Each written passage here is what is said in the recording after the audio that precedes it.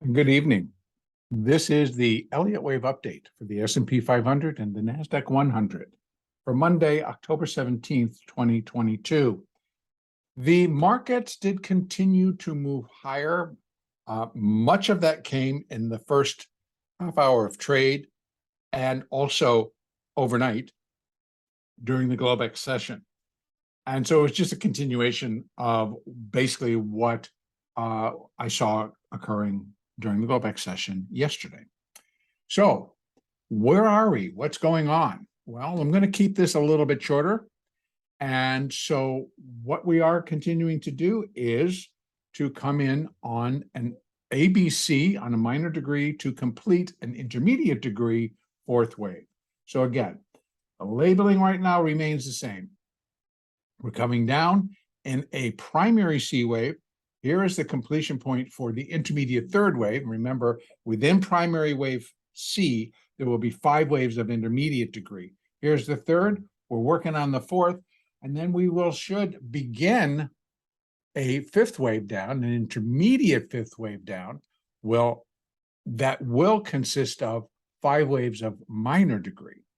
So once we're finished with this ABC of minor degree to complete 4, then we're going to move into intermediate 5, and then we're going to get an additional 5 waves of minor degree heading lower.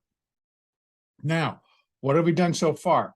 As I said yesterday, and again this morning within my trade room, that this has been left, and I tracked it all the way down, and it's actually down to a 30, down to a 15-minute, continues to be an ABC up.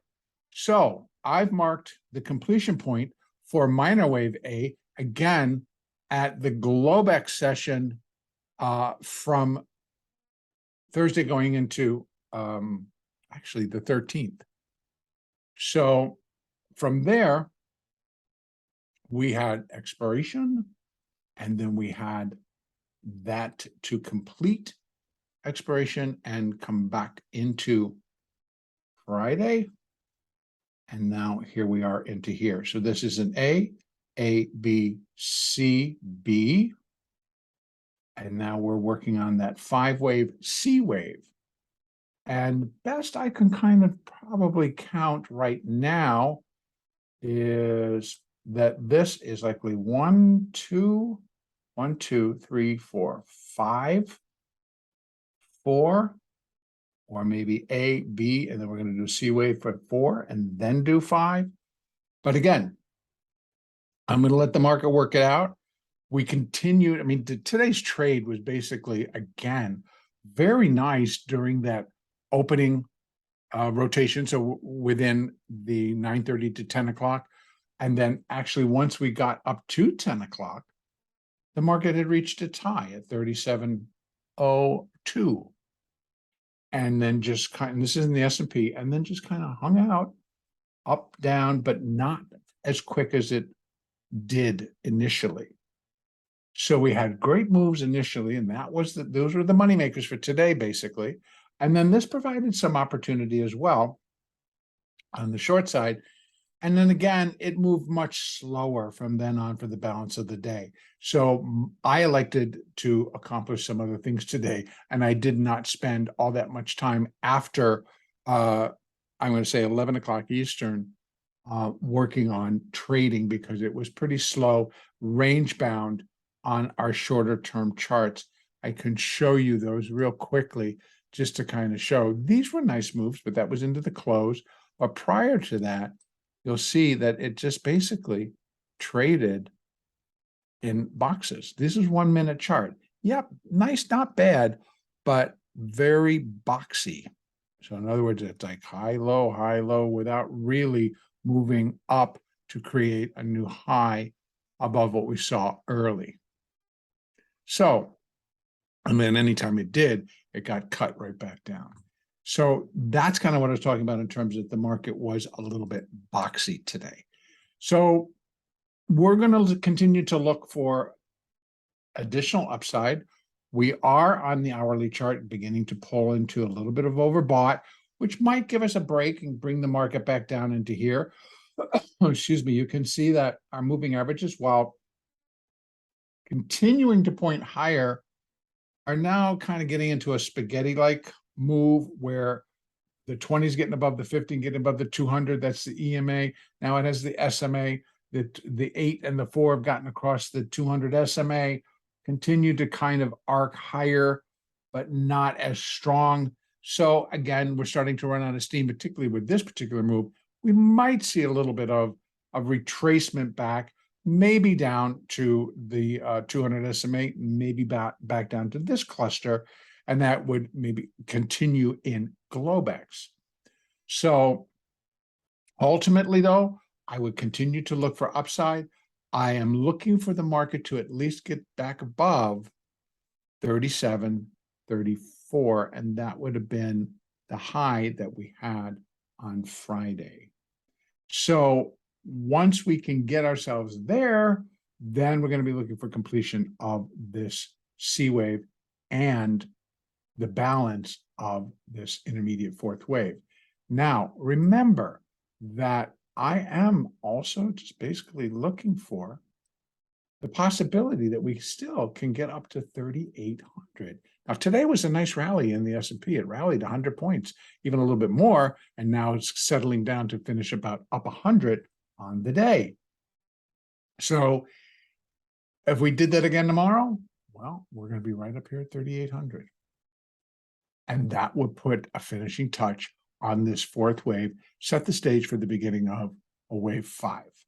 Now, again, the posture that I continue to take is that I'm not trying to be directionally biased. So it's not bullish, it's not bearish. I'm not trying to figure out why the bulls are moving back in, etc.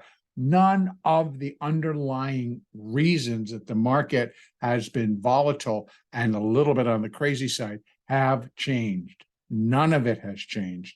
The conversation continues to revolve around inflation.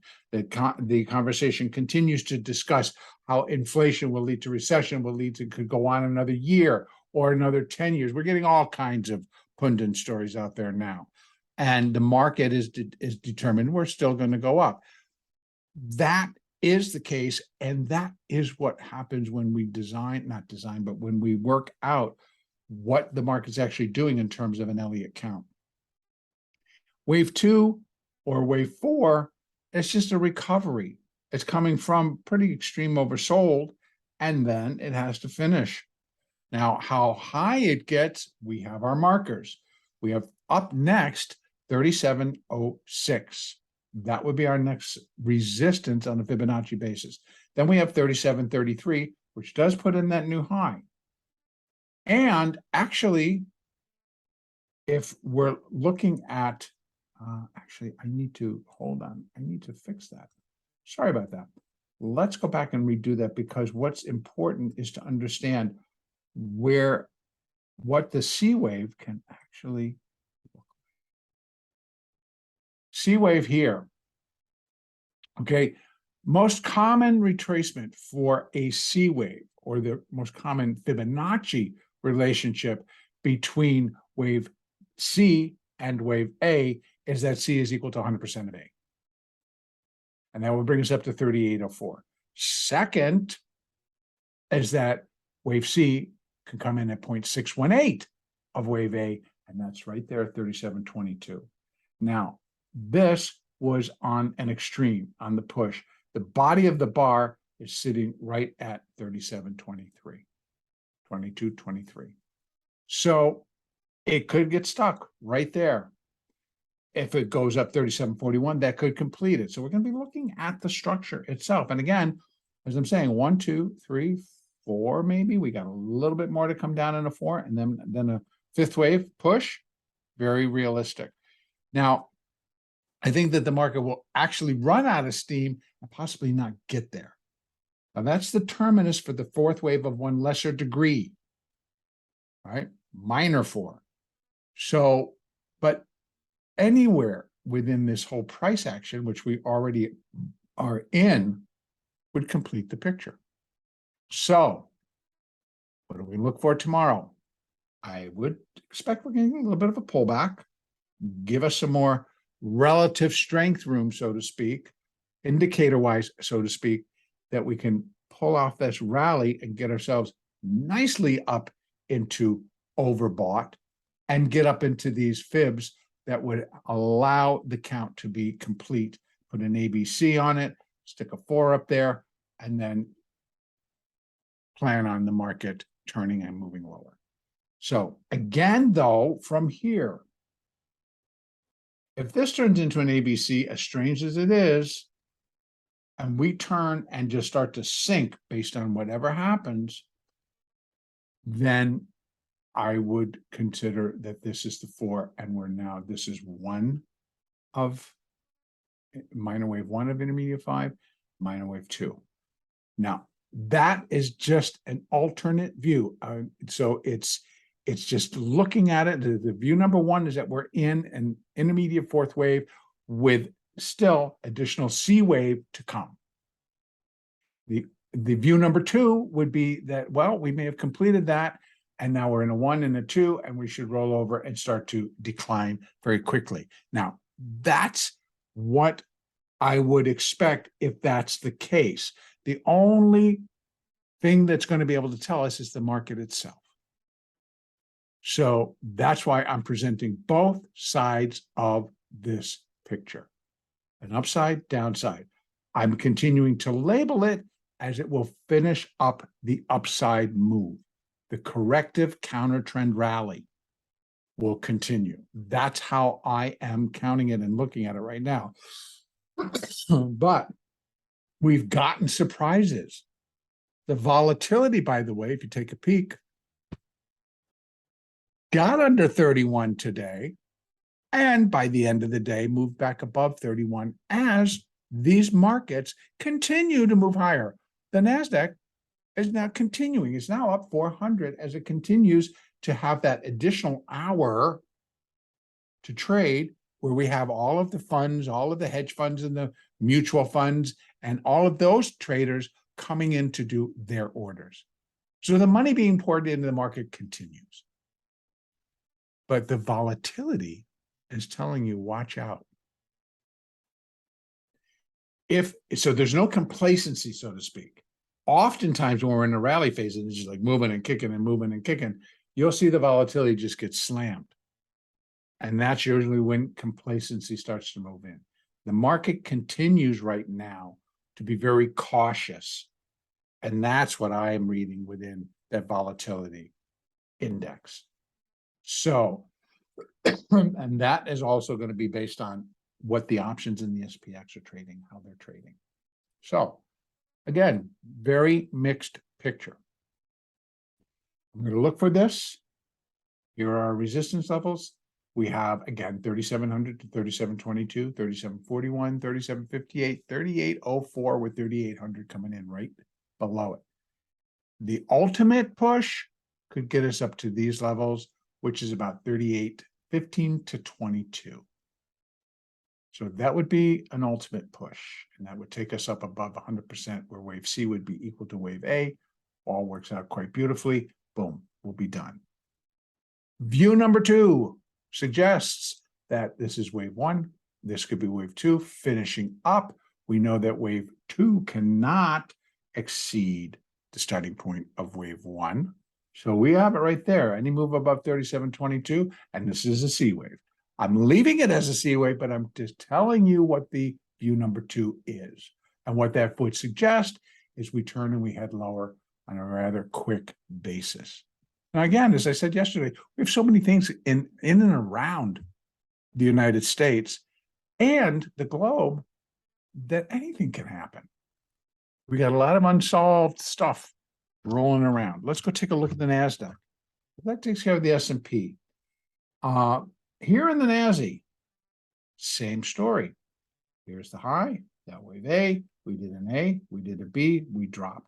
They match. Oh, by the way, the one thing I said, I did run the fibs for an irregular B wave because it did move to a new high above A. It fit. It did come up to 1.382 on both S&P and the NASDAQ. And that really kind of sealed the deal for me once I put my fibs up and I could see what it was doing. I kind of just really put it into place for me. This is minor A. minute wave A of minor B, minute wave B of minor B, minute wave C of minor B gets marked. I'm not going to put all that additional labeling in there because it gets confusing and people can tell me that there's too many ABCs. So we're going to go A and there's the B and we're going to be working on the C wave. Same story here. Now, I need to fix this one as well. I'm sorry, I thought I was going to have that done before I started recording. So forgive me.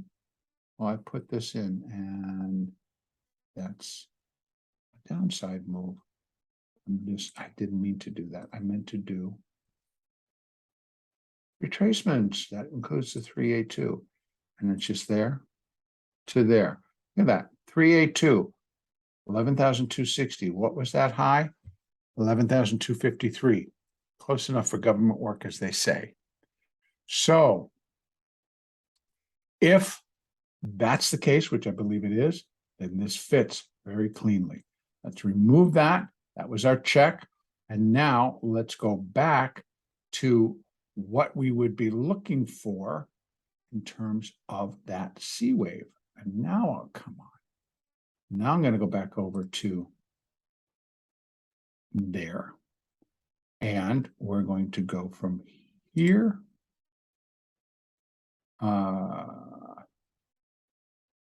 And then we're going to, I'm getting lost in where I'm putting this thing. No. Forgive me. Our fibs are running from here to here to here. I'm going to confuse myself with these irregular waves. Okay, so here we go. So most common, 100%. Wave C equals 100% of wave A. Comes in at 11,413. Next most common, 618. Look where it got stuck today. 1, 2, 3, 4, 5, 6, 6 basic attempts to kind of get itself back up to this level and push above it. So granted, we also have the 200 SMA, pretty much in that same area, which is kind of hovering, trading above and below, above and below. 618 would be the next most common where wave C could be complete without making that new high. So the new high, if it gets above wave A, would be anything above 83, I think it is, 85, 11,185. Then we're starting to move up into 11,207, 11,263, 11,413, and then we have that additional fourth wave way up here, and that would be 11,733. That would be where wave 4, previous wave, fourth wave, minor wave 4, completed. Now, can it? Sure. We again 400-point rally today. If we tack another 400 points on, we're up here. We're completing. First would be, now that's the larger fourth wave that we're looking at on an intermediate degree. Most common retracement is that the fourth wave comes in at 38.2% of that third wave. Well, that's right there. And another 400 points, that'd be right there tomorrow. So, or overnight, who knows? So again, we're on course. Same deal for view number 2. ABC completes 4, 1, 2, fall. I am not actually thinking that that's what's going to happen, but I leave it there because the potential with what's going on across the world and within our country, who knows what comes out? We're in the middle of, or not in the middle, we're in the beginning stages of earnings season. We saw Bank of America. Everybody loved Bank of America. Stock goes up almost $2 today. We do have some additionals tomorrow. We got, until all of this week and next week, we have a lot of earnings. The fact that the banks are coming out with some stability is lending to buyers stepping back in and going like, well, maybe this is not going to be as bad as we thought. But we don't have a lot of the retail. Banks, they can trade interest rates. They can trade different things. So even though they may have some losses in one area, they're making up for it in another. When we get down to a lot of these retail companies, a lot of them that are based on, other things, we'll see how that all works. In any case, first count out that I'm looking for continuation to the upside. We may get a little bit of a pullback in a small fourth wave here, possibly. Again, we got support 11,063. We got the 200 EMA and the 8 there, the 20 sitting just below at 10,980. And then we've got the 20 and the 50s plus fib. So we got a little bit of space to come down and then run ourselves back up, getting above first this level and possibly up into here. Moving averages are in line that we should continue. They're not real excited about what's happening in terms of the 200s and the 50s are beginning to turn higher, but we have seen where they go up and then suddenly go, oh, we're not doing that. And then they just kind of decline again. So once we fall back into trend, and again, the trend to me is down, then I believe our moving averages will just pick up and follow as we start to drop. And that's going to be it for today. Our next update will be on Tuesday, the 18th.